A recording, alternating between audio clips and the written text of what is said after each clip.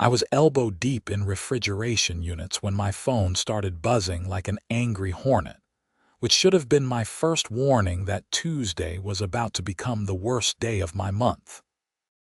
My name is Derek Irvine, and I run a small pharmaceutical logistics company in Scottsdale, Arizona, specializing in temperature-sensitive medication storage and distribution for rural clinics across the state. Most people think it's boring work, but when you're responsible for keeping insulin, vaccines, and life-saving medications viable for communities that can't afford their own cold storage facilities, boring becomes pretty damn important. The text message was from my neighbor Bill, and it was just 3 words followed by 6 exclamation points. "Call me now."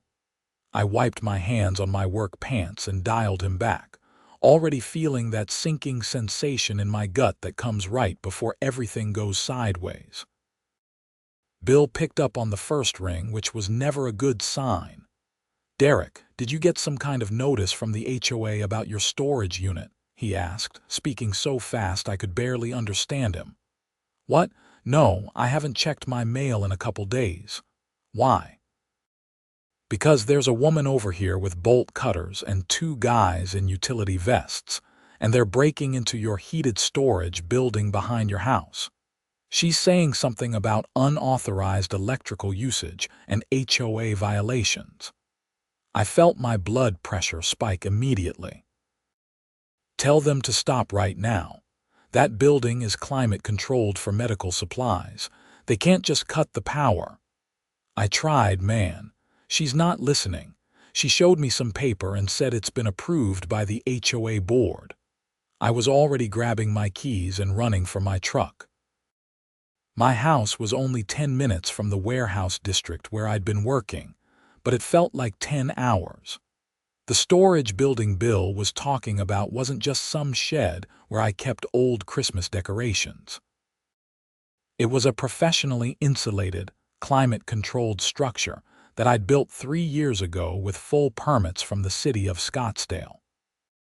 Inside were backup medication supplies for 6 different rural clinics, including a free clinic in Casa Grande that served a predominantly low-income community. The building maintained a constant temperature of 38 degrees Fahrenheit, powered by a dedicated electrical line that I paid for separately on my utility bill. The HOA in my neighborhood, Desert Bloom Estates, had always been a pain in my rear end, but they'd never done anything this aggressive before. Sure, they'd sent me snotty letters about my grass being a 1/4 inch too long or my mailbox having a tiny spot of rust. But this was a whole different level of interference. I called my business partner, Marcus, as I weaved through traffic on Scottsdale Road. "Marcus, we've got a serious problem. The HOA is cutting power to the backup storage facility at my house." "What? They can't do that. We've got the Miller Clinic's entire month supply in there, plus the diabetes medications for Casa Grande." "I know. I'm almost there now." When I screeched into my driveway, I saw exactly what Bill had described. A woman who looked to be in her mid-50s, with that specific haircut that seemed to be standard issue for people who asked to speak to managers, was standing next to my storage building directing 2 men in reflective vests. One of them was holding an industrial pair of bolt cutters near the power junction box. I jumped out of my truck and ran toward them. "Stop! Whatever you're doing, stop right now." The woman turned to face me with an expression that could have curdled milk. She was holding a clipboard like it was a weapon, and her name tag read Karren Olsen, HOA president. Of course her name was Karren. The universe had a twisted sense of humor. "Are you Derek Irvine?" she asked in a tone that suggested she already knew the answer and didn't care for it. "Yes, this is my property. What do you think you're doing?" She thrust a piece of paper at me. "I'm enforcing HOA regulations. This structure is in violation of Section 7.3 of the Desert Bloom Estates bylaws, which prohibits commercial operations within residential properties. You have been using excessive electricity for commercial purposes, which affects the neighborhood's utility load and violates our community standards. I grabbed the paper and scanned it quickly. It was a notice dated 2 weeks ago, claiming my storage building was an unauthorized commercial facility and that I had 10 days to cease operations or face enforcement action. I'd never received it. "I never got this notice," I said, trying to keep my voice level despite the panic rising in my chest. "And this isn't a commercial operation in the way you're thinking. This building stores medical supplies." "The bylaws don't distinguish between types of commercial activity," Karren said with the kind of smug satisfaction that made me want to scream. "Commercial is commercial. Besides, 3 neighbors have complained about the noise from your refrigeration unit. It's barely audible. And did you seriously just say you're going to cut power to medical supplies because someone complained about a little white noise? Rules are rules, Mr. Irvine. Cut the power," she directed to the utility workers. I stepped between them and the junction box. "If you do this, medications worth over $40,000 will be destroyed, and 6 clinics will be without critical supplies. Some of those medications keep people alive." Karren's expression didn't change one bit. "Then you should have followed HOA regulations and not operated a commercial facility on residential property. This is your own fault." Bill had come over from his yard next door, along with a few other neighbors who'd been drawn by the commotion. My neighbor across the street, Mrs. Patterson, an elderly woman who'd always been kind to me, looked genuinely concerned. "Karren, maybe we should discuss this further before taking such drastic action," Mrs. Patterson said. "If there are medications involved, the board has voted and the decision is final," Karren interrupted. "We have given Mr. Irvine ample opportunity to comply." "I literally never received any notice," I said again, holding up the paper. "This says it was mailed 2 weeks ago, but I never got it. And even if I had, 10 days isn't enough time to relocate this kind of specialized storage." Karren pulled out her phone and showed me a photo of an envelope sticking out of my mailbox. "I personally photographed the delivery. Your failure to check your mail is not my problem." Looking at the photo, I realized what had happened. 2 weeks ago, I'd been in Flagstaff for 3 days dealing with an emergency clinic relocation. My mail had piled up, and when I'd finally grabbed it all, I must have missed that envelope or it had blown away. The timing seemed almost deliberately planned to catch me off guard. "Look, I understand there was a notice, but I'm telling you right now that cutting this power will destroy tens of thousands of dollars in medication and leave vulnerable people without access to critical health care. Can we at least delay this for 24 hours while I arrange alternative storage? Enforcement is immediate upon expiration of the compliance period," Karren said. She nodded to the workers. "Proceed." I pulled out my own phone. "If you do this, I'm calling the police and my attorney." "Call whoever you want. We have every legal right to enforce our bylaws." Karren's smile was the kind that made my skin crawl. One of the workers looked uncomfortable. He was a younger guy, maybe in his 30s, and he'd been shifting his weight from foot to foot during the whole conversation. "Madam, if there really are medical supplies in there, maybe we should. Are you refusing to do the job you were hired for?" Karren snapped at him. The worker exchanged a glance with his colleague, and then they both shrugged and moved toward the junction box. I tried to physically block them, but the older worker, a burly guy with arms like tree trunks, simply picked me up and moved me aside like I was a piece of furniture. "Don't touch me," I shouted, but it was too late. The bolt cutters came down on the padlock I'd installed on the junction box, and then they threw the main breaker that controlled power to the entire storage building. I felt sick. Inside that building were insulin pens, vaccines, antibiotics, and specialized medications for patients with chronic conditions. Without climate control, the temperature would start rising immediately. In Arizona heat, even with insulation, I had maybe 6 to 8 hours before everything was compromised. I immediately called 911, but when the dispatcher heard it was a civil HOA dispute rather than an immediate threat to life, they said they'd send an officer when one became available, but it wasn't a priority call. Then I called Marcus back. They did it. They cut the power. Jesus Christ. Okay, I'm calling all the clinics now. We need to arrange emergency transport for everything we can save. Can you get a refrigerated truck there? I'm on it.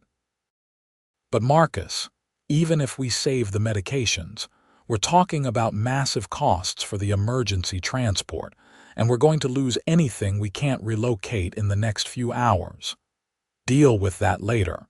Just save what we can. I turned back to Karren, who was having one of the workers take photos of the disconnected power supply, probably for her HOA records. I hope you understand that you're going to be personally liable for this.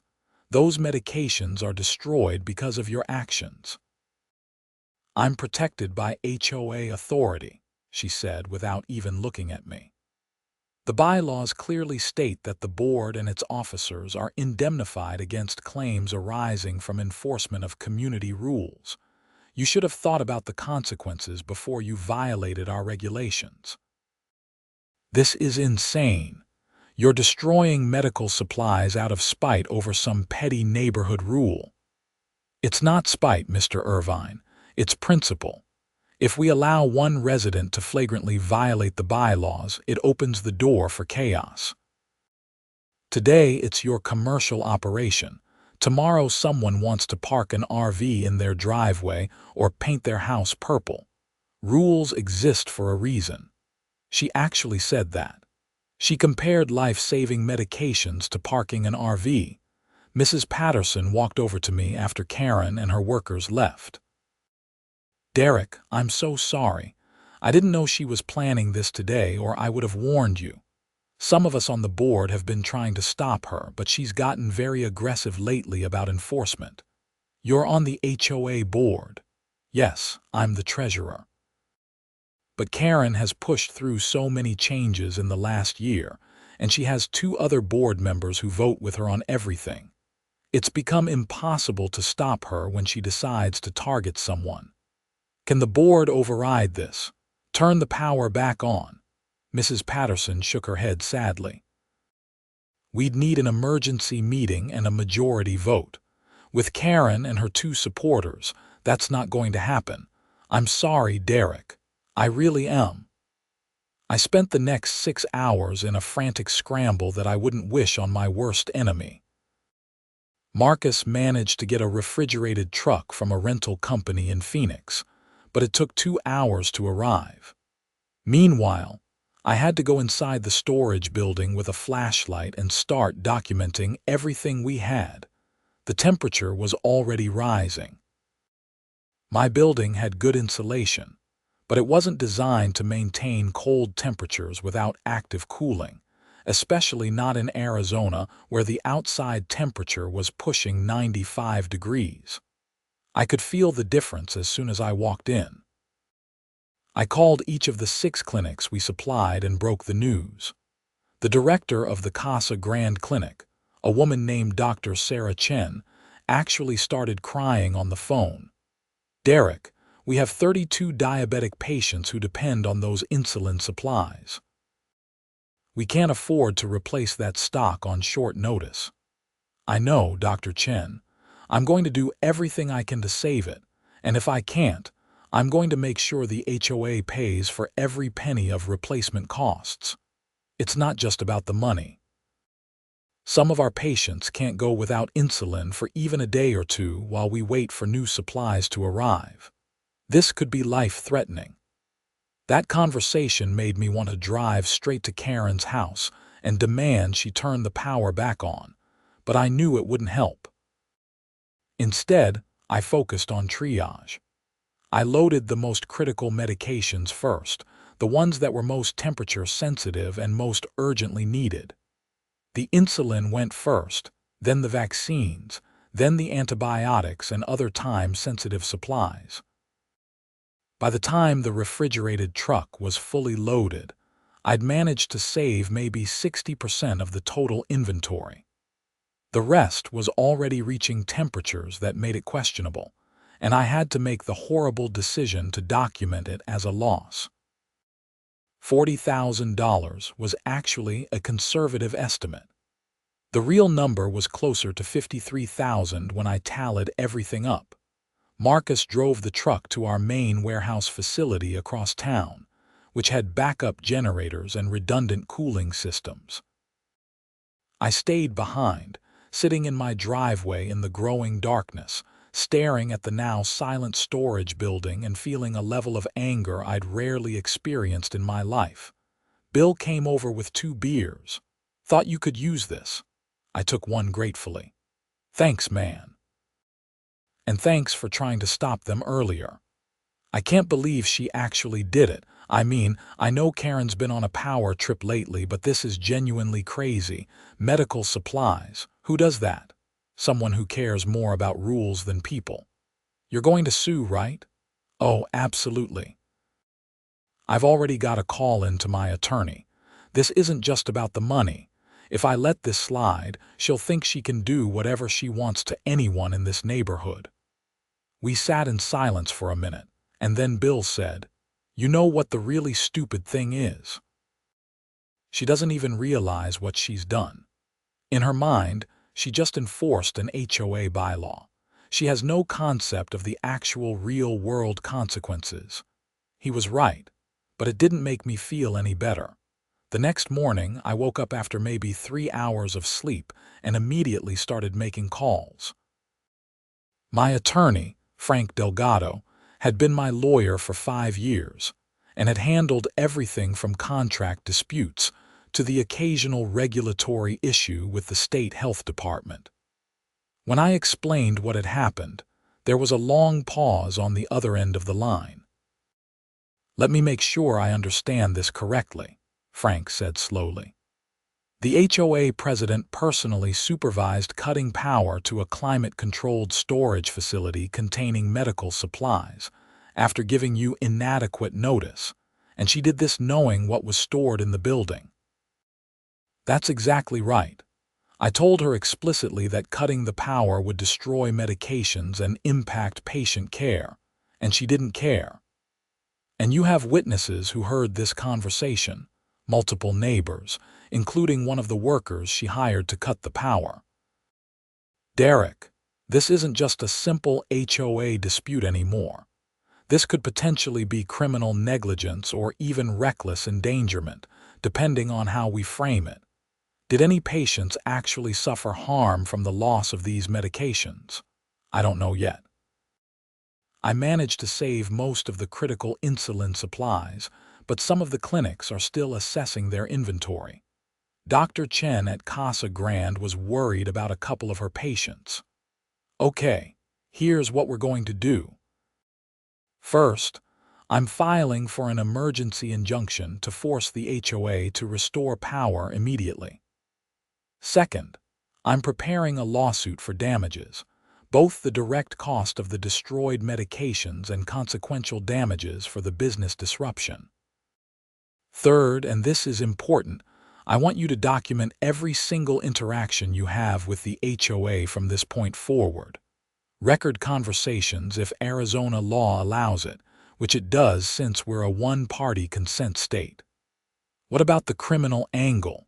Let me make some calls.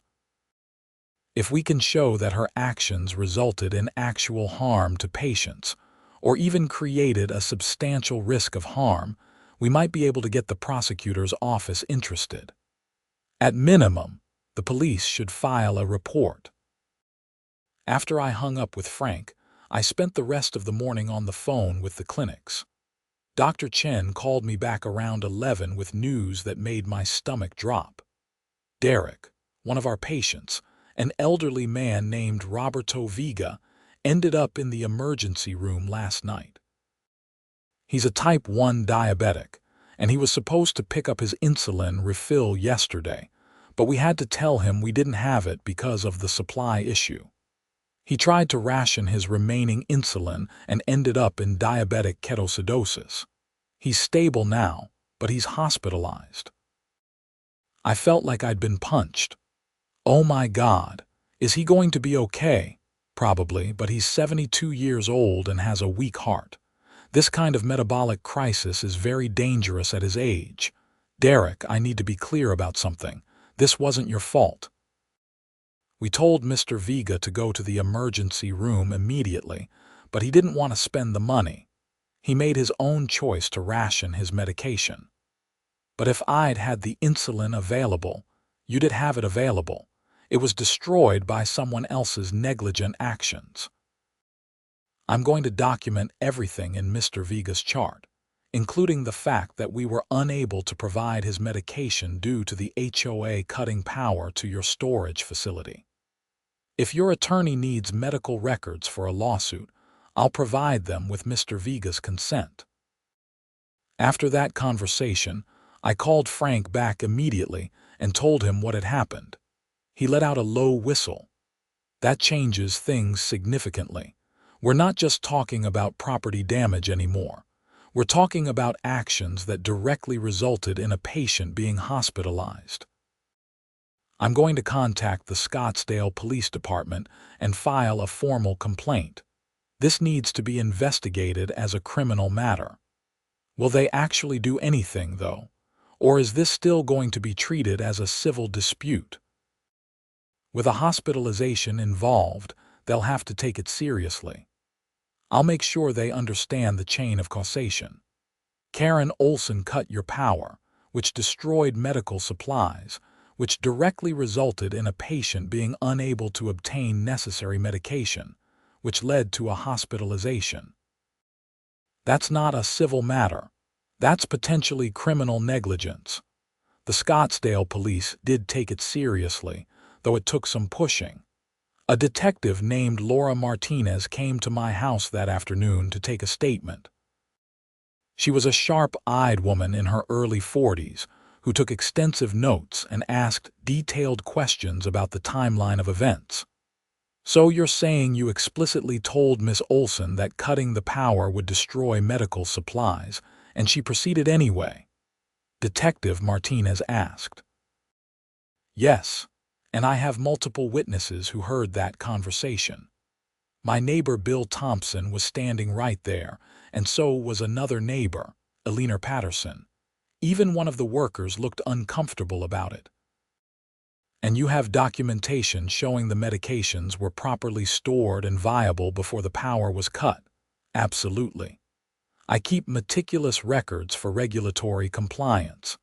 I can show you temperature logs, inventory manifests, everything. These weren't medications sitting in someone's garage. This was a professional storage facility that met all state and federal requirements for pharmaceutical handling.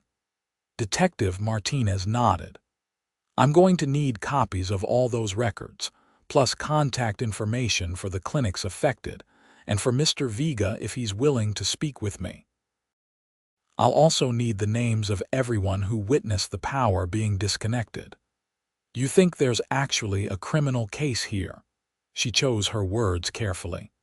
I think Miss Olsen's actions were reckless and resulted in foreseeable harm.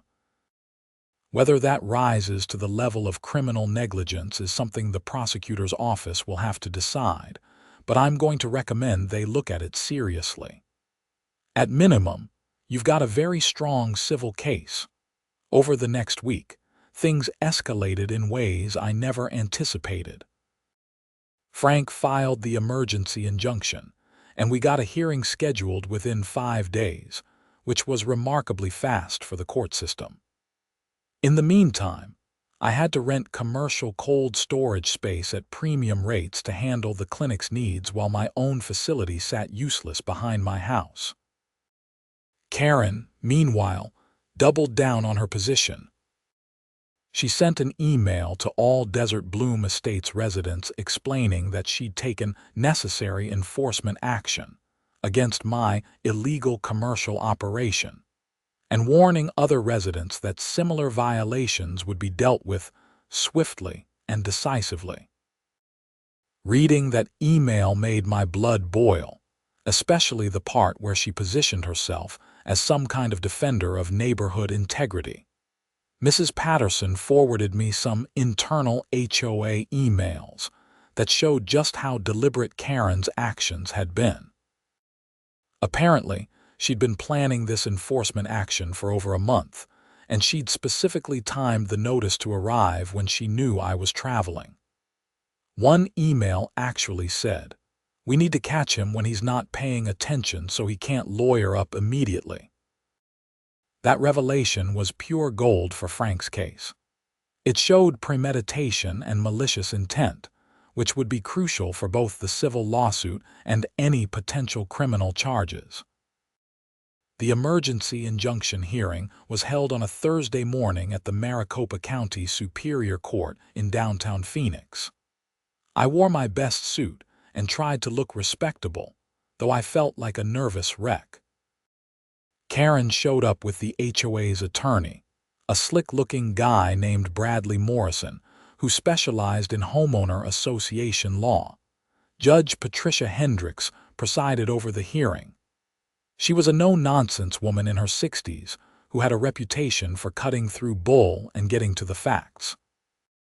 After both sides presented their arguments, she zeroed in on the key issue. "Mr. Morrison, your client admits that she was informed the storage facility contained medical supplies before she ordered the power disconnected. Is that correct?" Judge Hendricks asked. Morrison shifted uncomfortably. "Your Honor, Miss Olsen was enforcing a valid HOA bylaw. The bylaws prohibit commercial operations on residential property." "That wasn't my question. Did she know there were medical supplies in the building?" "She was informed of that claim, yes." "And did she make any effort to verify whether disconnecting the power would result in the destruction of those supplies?" "The HOA is not responsible for answer the question, Counselor." Morrison glanced at Karren, who was sitting ramrod straight with her arms crossed. "No, Your Honor. She did not verify the consequences before ordering the power disconnected." Judge Hendricks flipped through some of the documents Frank had submitted. "And I see here that Mr. Irvine's storage facility was built with proper city permits and meets all applicable building codes and health regulations for pharmaceutical storage. Is the HOA disputing that?" "No, Your Honor, but the city permits don't override HOA bylaws." "Normally, I'd agree with you, Mr. Morrison. HOA bylaws are private contracts that residents agree to when they purchase property in a planned community. However, we're not dealing with a typical HOA dispute here. We're dealing with a situation where the HOA's enforcement actions resulted in the destruction of medical supplies and the hospitalization of a patient who was depending on those supplies." Morrison started to object, but Judge Hendricks held up her hand. "I've reviewed the medical records that were submitted under seal. Mr. Roberto Vega was hospitalized in diabetic ketoacidosis after being unable to obtain insulin from the Casa Grande Clinic, which was unable to provide insulin because Mr. Irvine's supplies had been destroyed by the HOA's actions. The chain of causation is clear and direct." She looked at Karren directly. "Miss Olsen, you understand that your actions resulted in a 72-year-old man being hospitalized." Karren's attorney tried to intervene, but Karren spoke up first, which was a mistake. "That man's medical choices are not my responsibility. I was enforcing community rules. Judge Hendrick's expression could have frozen lava. That answer tells me everything I need to know about your judgment and priorities. Here's my ruling. The HOA is ordered to immediately restore power to Mr. Irvine's storage facility. Furthermore, the HOA is enjoined from taking any further enforcement action regarding that facility pending a full trial on the merits of the underlying dispute. If the HOA violates this order, Miss Olsen will be held in contempt of court. Do I make myself clear? Your Honor, this is an outrageous overreach of judicial authority, Morrison sputtered. The HOA has every right to. The HOA has rights, Mr. Morrison, but those rights are not unlimited. When HOA enforcement actions cross the line into reckless endangerment of public health, the courts absolutely have the authority to intervene. My order stands. You may appeal if you wish, but the injunction takes effect immediately. Walking out of that courtroom felt like the first time I'd breathed properly in a week. Frank was grinning like he'd won the lottery. That went even better than I hoped, he said. Judge Hendrick's basically gift-wrapped our civil case. When she used the phrase reckless endangerment, that's going to carry a lot of weight. What about the criminal side? Detective Martinez was in the courtroom. Did you see her? She was taking notes during the whole hearing. I guarantee she's going to include this in her report to the prosecutor. Sure enough, the power was restored to my facility by that afternoon. I spent hours recalibrating the temperature controls and inspecting every inch of the system to make sure the HOA's workers hadn't damaged anything when they cut the power. Fortunately, everything was still functional, but the damage was done. I'd lost over $50,000 in medications. I'd racked up legal fees, emergency rental costs, and overtime wages for Marcus and our other employees who'd worked around the clock to salvage what they could. My total damages were approaching $75,000, and that didn't even account for the reputational harm to my business. The clinics were understandably nervous. Dr. Chen called me to check on the situation, and while she was sympathetic, I could hear the worry in her voice. Derek, I need to know this isn't going to happen again.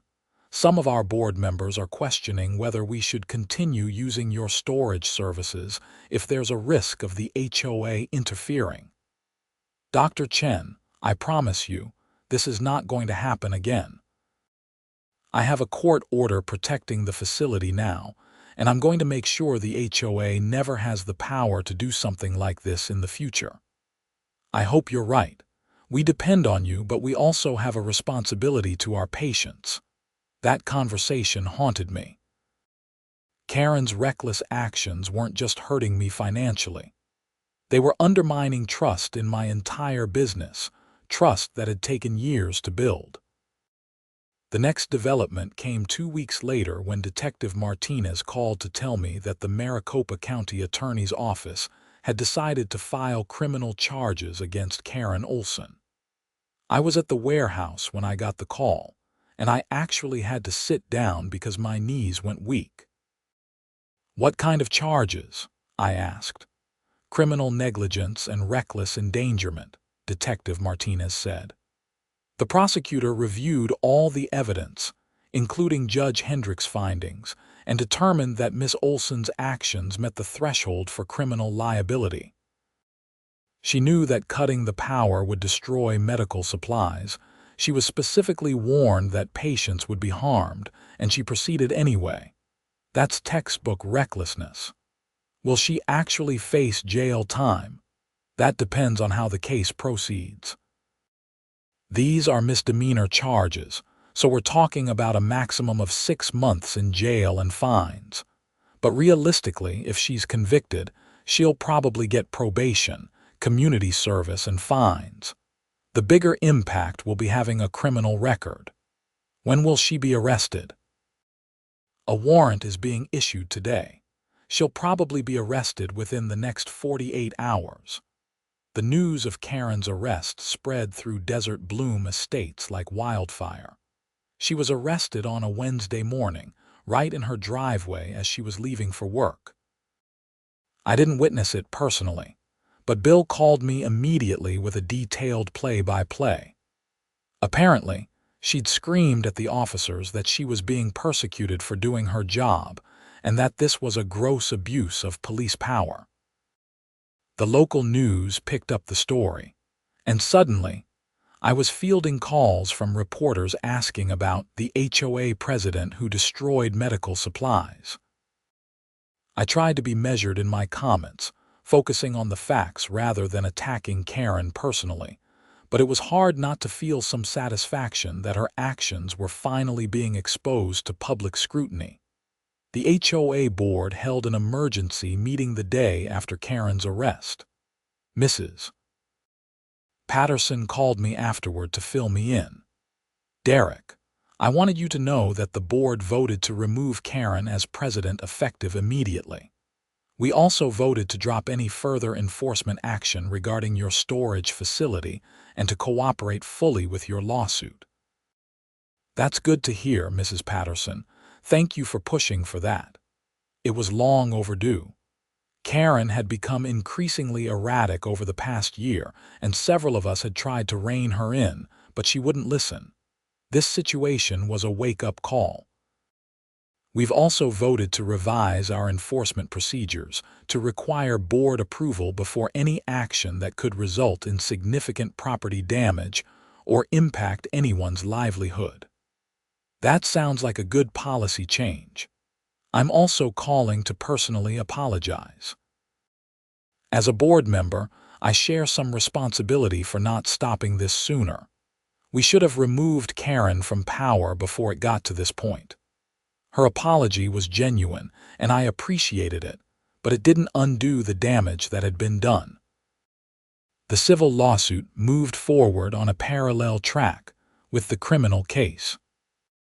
Frank filed an amended complaint that included not just the direct damages from the destroyed medications, but also consequential damages, legal fees, and a claim for punitive damages based on Karren's willful and malicious conduct. The internal HOA emails that Mrs. Patterson had forwarded proved invaluable in establishing that Karren's actions had been deliberately planned and executed with full knowledge of the consequences. The HOA's insurance company got involved at that point, and their attorney immediately tried to negotiate a settlement. Frank and I met in his office to discuss their initial offer. "They're offering $60,000 to settle everything," Frank said. "That would cover your direct medication losses and some of your incidental costs, but it wouldn't include legal fees or punitive damages." That's not enough. This isn't just about recovering my costs. This is about making sure Karren and the HOA face real consequences for what they did. I agree. I think we can get significantly more if we push this to trial. The facts are heavily in our favor. We have the judge's findings from the injunction hearing, and now we have criminal charges pending against Karren. Their insurance company knows they're in a bad position. Then let's push for more. Over the next several weeks, the settlement offers kept increasing. $70,000, $85,000, $100,000. Each time Frank and I discussed it and decided to hold out. The turning point came when Karren's criminal trial was scheduled. The trial took place on a sweltering Monday morning in August. The courthouse was packed with people, including several of my neighbors from Desert Bloom Estates and some reporters who'd been following the story. I sat in the gallery with Marcus, Bill, and Dr. Chen, who'd come to provide testimony if needed. The prosecutor, a sharp young woman named Amanda Foster, laid out the case methodically. She called me to the stand first to describe the storage facility, the medications that were stored there, and the conversation I'd had with Karren before she ordered the power disconnected. "Mr. Irvine, Did you explicitly tell the defendant that cutting the power would destroy medical supplies? Foster asked. Yes, I did. I told her that medications worth over $40,000 would be destroyed and that 6 clinics would be without critical supplies. I specifically mentioned that some of those medications keep people alive. And how did the defendant respond? She said that rules are rules, and it was my own fault for not following HOA regulations. Did she ask any questions about the medications or the patients who depended on them? No, she didn't seem to care at all. Karren's attorney, a defense lawyer named Robert Paulson who'd replaced Morrison, tried to paint her actions as a simple enforcement of HOA rules without any criminal intent. But his cross-examination of me fell flat because the facts were undeniable. Karren had been warned, she'd proceeded anyway, and someone had been hospitalized as a result. The most powerful testimony came from Dr. Chen and Roberto Vega himself. Mr. Vega was a small, dignified man who walked slowly to the witness stand with a cane. When Foster asked him to describe what had happened, his voice was quiet but clear. "I have been diabetic for 30 years, he said in accented English. "I know how important it is to take my insulin on time. When the clinic told me they did not have my insulin, I was very worried. I still had a little bit left, so I tried to make it last until they could get more, but I got very sick. My daughter found me on the floor and called 911. Mr. Vega, do you understand why the clinic didn't have your insulin?" Foster asked gently. "Yes. They told me that someone cut the power to the place where the medicine was stored, and it was all ruined. I do not understand why someone would do that." "Neither do I, Mr. Vega. Thank you for your testimony." When Paulson tried to cross-examine Mr. Vega, suggesting that he should have gone directly to the emergency room instead of rationing his insulin, the elderly man just looked at him sadly. "I am a poor man. The emergency room is very expensive. I thought I could wait one more day. I was wrong." That exchange seemed to deflate Paulson's entire defense strategy. How do you argue that the victim was at fault for trying to avoid expensive emergency care? The jury deliberated for less than 3 hours before returning a guilty verdict on both counts. Karren stood stiffly as the verdict was read, her face pale but expressionless. Judge Michaels, who presided over the criminal trial, scheduled sentencing for 2 weeks later. At the sentencing hearing, Judge Michaels didn't hold back. "Miss Olsen, I've been a judge for 17 years, and I've seen many cases of people making poor decisions that harm others. What makes your case particularly troubling is that you were explicitly warned of the consequences of your actions, and you proceeded anyway. You valued adherence to HOA rules over human life and health. That demonstrates a fundamental failure of judgment and human compassion." He sentenced her to 90 days in jail, suspended on the condition that she complete 2 years of probation and 200 hours of community service. She was also fined $10,000 and ordered to pay restitution of $5,000 to Mr. Vega for his medical expenses. Karren's face crumpled when she heard the sentence, and for the first time since this whole ordeal began, I saw real emotion from her. She wasn't angry or defiant anymore. She looked broken. I didn't feel triumphant watching her reaction. I felt tired and sad that it had come to this. All of this could have been avoided if she'd just listened, if she'd cared more about people than rules. The civil case settled a week later. The HOA's insurance company, seeing which way the wind was blowing, offered $140,000 to resolve all claims. Frank advised me to take it. "You'd probably win more at trial," he said, "but trials are expensive and time-consuming, and there's always some risk. This settlement covers all your direct losses, your legal fees, and gives you a substantial amount for the disruption to your business. I think it's a good deal." I agreed. The money wouldn't undo what had happened, but it would allow me to move forward and rebuild the trust with my clinic partners. The community service that Karren was required to perform ended up being assigned to the Casa Grande Free Clinic, which seemed like poetic justice. Dr. Chen told me later that Karren had shown up for her first day of service looking like she'd rather be anywhere else. But by the end of her 200 hours, something had shifted. She'd spent time with the patients, seen firsthand the difference the clinic made in their lives, and apparently gained some perspective on why her actions had been so harmful. Dr. Chen mentioned that Karren had actually apologized to Mr. Vega in person, which must have taken courage. Mr. Vega, being the kind and gracious person he was, had accepted the apology. 8 months after the power was cut, I was finally able to close the books on the whole nightmare. The civil settlement had been paid.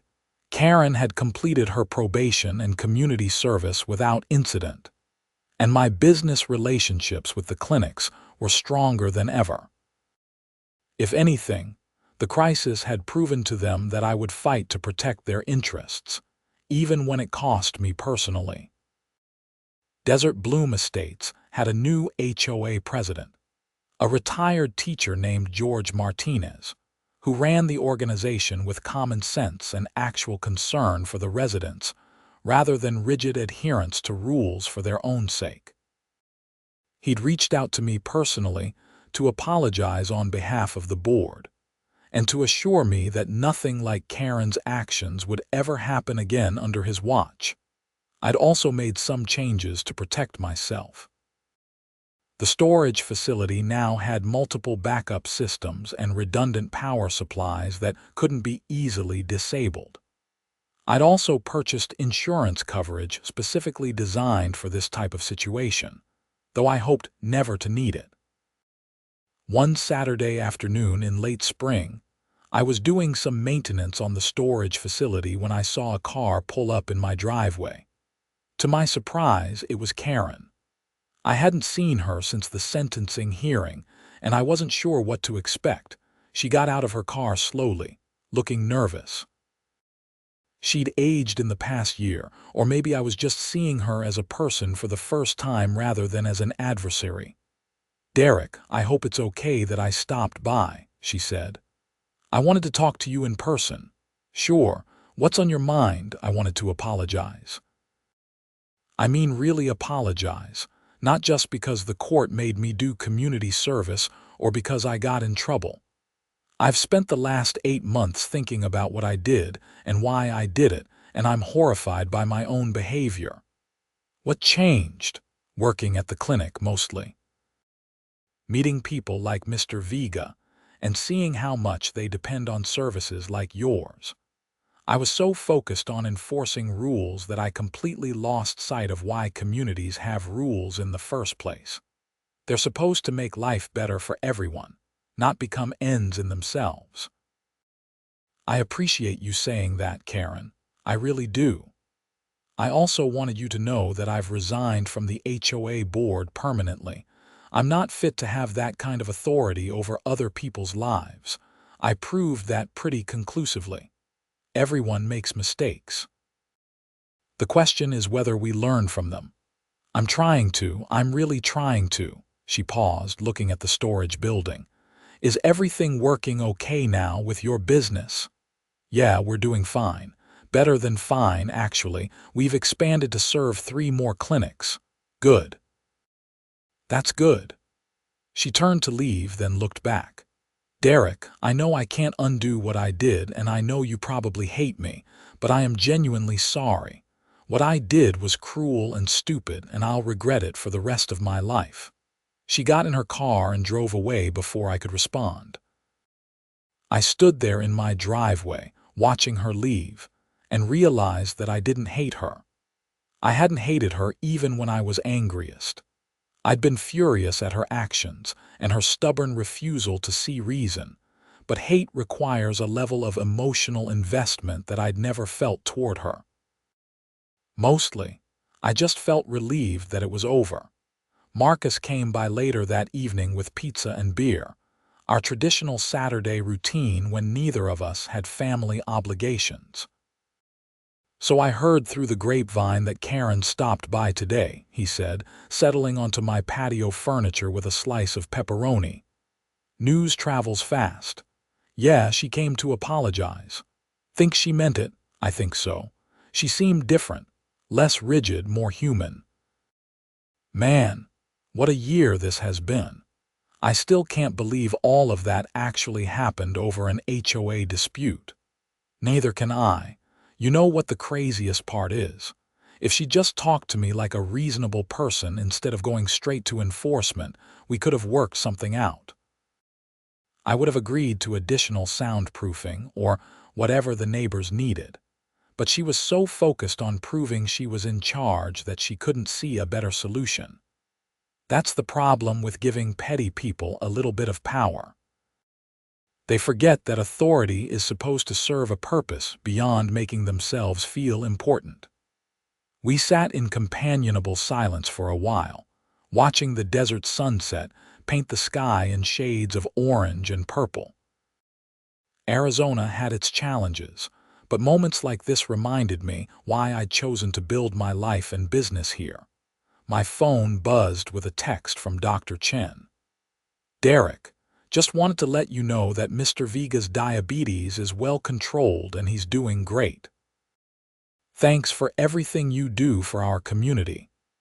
I showed the text to Marcus, who raised his beer bottle in a toast to surviving HOA Karren and living to tell the tale. "I'll drink to that." The Desert Bloom Estates community newsletter arrived in my mailbox the following week, featuring a long article about the new HOA board and their reformed approach to governance. George Martinez had written a president's message emphasizing communication, reasonableness, and putting residents' well-being ahead of rigid rule enforcement. There was even a sidebar listing all the ways residents could appeal enforcement decisions and request variances for special circumstances. It was a stark contrast to the authoritarian approach Karren had taken, and I had to admit that some good had come out of the whole ordeal. The community was better off with these new policies, even if it had taken a crisis to get there. Bill caught me getting the mail and walked over, his own newsletter in hand. "Have you seen this? It's like we're living in a completely different HOA. "I know. It's actually amazing what happens when you put reasonable people in charge." "Hey, there's a community meeting next week to discuss some proposed bylaw changes. Are you going to go?" I thought about it. A year ago, I'd ignored HOA meetings entirely, treating them as boring bureaucratic nonsense that didn't concern me. That ignorance had nearly cost me my business and had put patients at risk. Yeah, I'll be there. I learned my lesson about staying informed and involved. Good. We need more people like you participating. That's how we keep someone like Karren from taking over again. The community meeting was surprisingly well attended, with at least 60 residents packed into the clubhouse.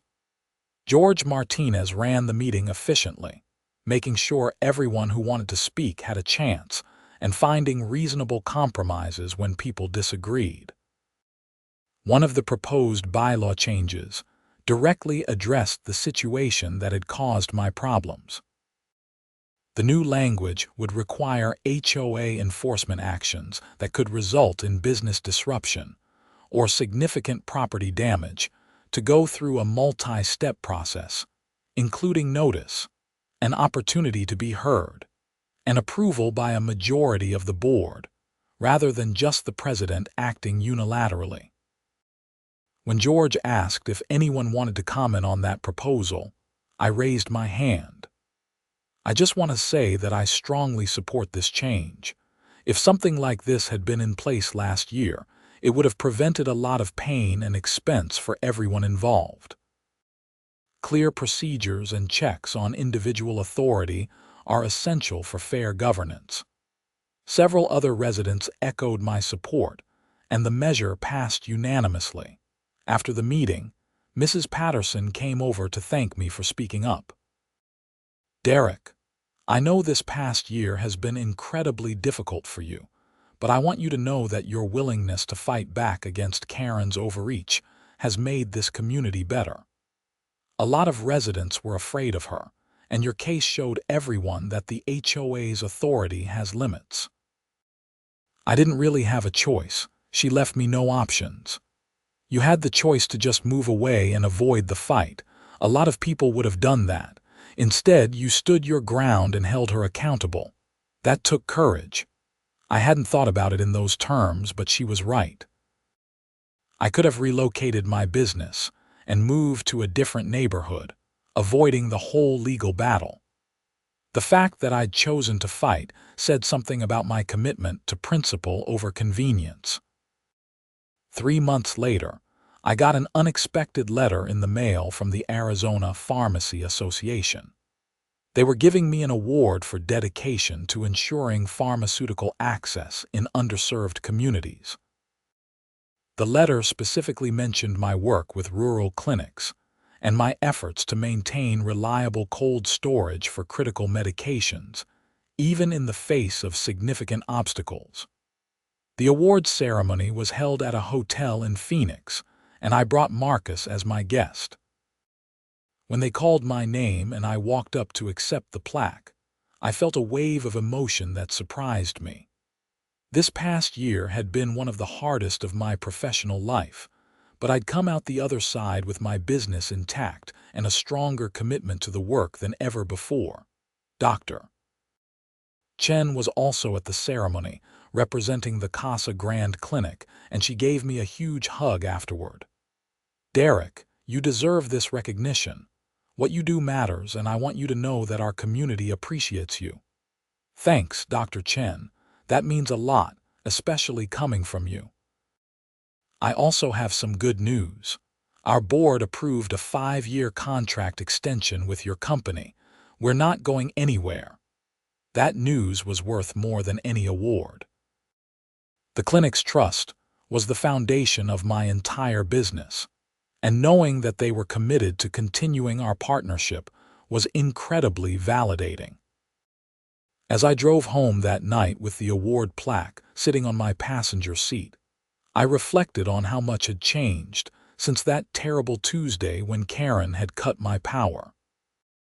I'd learned hard lessons about the importance of staying engaged with community governance, about documentation and legal protection, and about standing up for what's right even when it's difficult and expensive. But I'd also learned something more fundamental about human nature. Karren's transformation, from a rigid rule enforcer to someone who genuinely understood the harm she'd caused, showed that people could change when confronted with the real-world consequences of their actions. Her community service at the clinic had forced her to see the patients she'd endangered as real people rather than abstract concepts. And that proximity to suffering had changed her perspective in a way that all the legal consequences couldn't. I didn't know if Karren and I would ever be friends or even friendly, but I respected her willingness to own her mistakes and try to become a better person. That took a different kind of courage than fighting a legal battle. The storage facility hummed quietly behind my house as I pulled into my driveway that night, its refrigeration units maintaining a steady 38 degrees, keeping medications safe and viable for the patients who depended on them. The backup power systems I'd installed would protect against any future interference, but I didn't think that would be necessary anymore. The Desert Bloom Estates HOA had learned its lesson, and the new leadership understood the difference between reasonable rule enforcement and reckless destruction. Bill was out watering his lawn and waved as I got out of my truck. "How was the fancy awards ceremony?" "Pretty good, actually. Free dinner and an open bar. Living the dream." Hey, did you hear that Karren got hired as a volunteer coordinator at some nonprofit that helps low-income families? Really? Good for her. Yeah, apparently working at the clinic changed her whole outlook.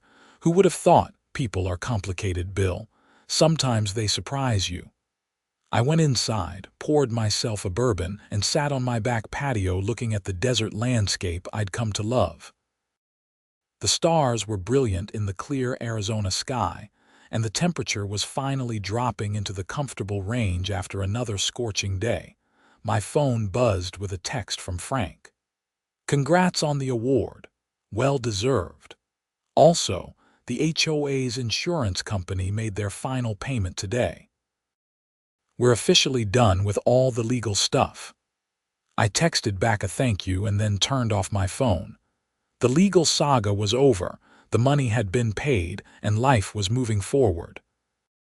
The whole experience had been exhausting and infuriating and ultimately educational in ways I never wanted to repeat, but I'd survived it. More than survived it, really. I'd fought back against a petty tyrant who'd abused her authority. I'd protected my business and the clinics that depended on me. And I'd helped reform an HOA that desperately needed better governance.